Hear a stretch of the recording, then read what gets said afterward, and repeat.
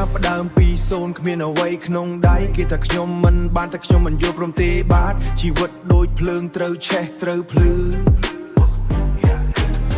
ធ្លាក់ចុះប៉ុន្មានដងក៏នៅតែឈរឡើងវិញ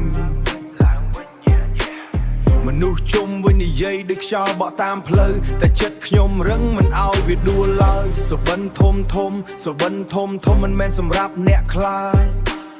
ខ្ញុំដើរទៅមុខទោះមានអ្វីរារាំងក៏ដោយខ្ញុំមិនបោះបង់ទោះពិភពលោកបិទផ្លូវខ្ញុំបន្តដើរទោះមានភ្លៀងធ្លាក់ខ្យល់ក៏ដោយ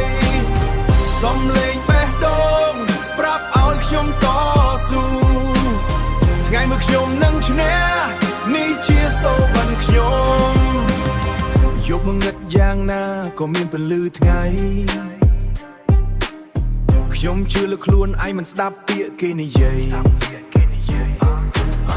ឈឺចាប់ជាអ្នកគ្រូបង្រៀនឲ្យខ្ញុំរឹងមាំ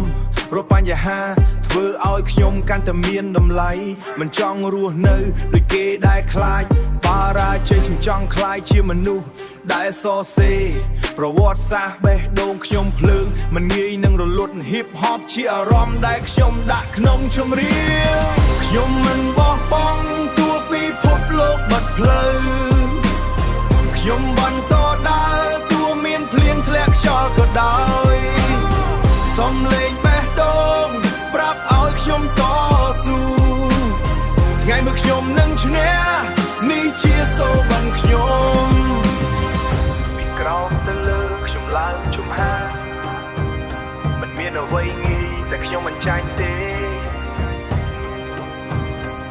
សំឡេងខ្ញុំនឹងឮទូទាំងទីក្រុងនេះជាពេលខ្ញុំបង្ហាញថាខ្ញុំអាចធ្វើបានខ្ញុំមិនបោះបង់ទោះពិភពលោកបិទផ្លូវខ្ញុំបន្តដើរទោះមានភ្លៀងធ្លាក់ខ្យល់ក៏ដោយសំឡេងបេះដូងប្រាប់ឲ្យខ្ញុំតស៊ូថ្ងៃមួយខ្ញុំនឹងឈ្នះនេះជាសូបិនខ្ញុំ Hip hop ក្នុងឈាមមិនអាចលាក់បានទេនេះជាជីវិតខ្ញុំមិនមែនត្រឹមតែសំឡេងពីថ្ងៃនេះទៅអ្នកនឹងឮឈ្មោះខ្ញុំមិនបោះបង់ទេខ្ញុំកាន់មកដើម្បីឈ្នះ Fight to fail